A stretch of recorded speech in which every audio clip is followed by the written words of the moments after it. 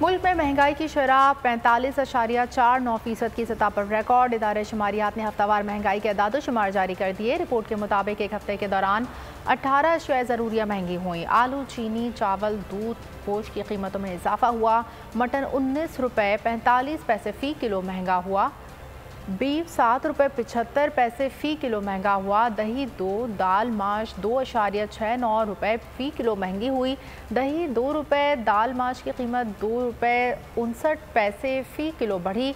मुर्गी का गोश्त 40 रुपये 92 पैसे, लहसुन 10 रुपये फ़ी किलो सस्ता हुआ। 10 किलो आटे की थैली की कीमत में 5 रुपये कमी हुई।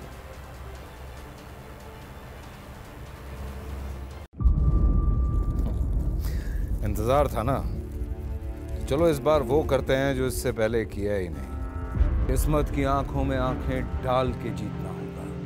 सब में है शेर जैसी राह, जर्रा जर्रा भी हर कंटेस्टेंट को लगेगा पहाड़। लड़खड़ाना नहीं है, खोल दो अपने पंख अगर आसमान छूना है।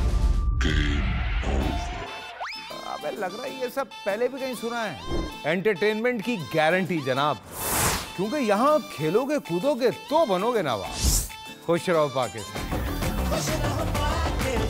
खुश रहो पाकिस्तान बुध और जुमेरात शाम 7 बजे सिर्फ बोल एंटरटेनमेंट पर। सब्सक्राइब करें और बेल दबाएं ताकि कोई खबर रह न जाए।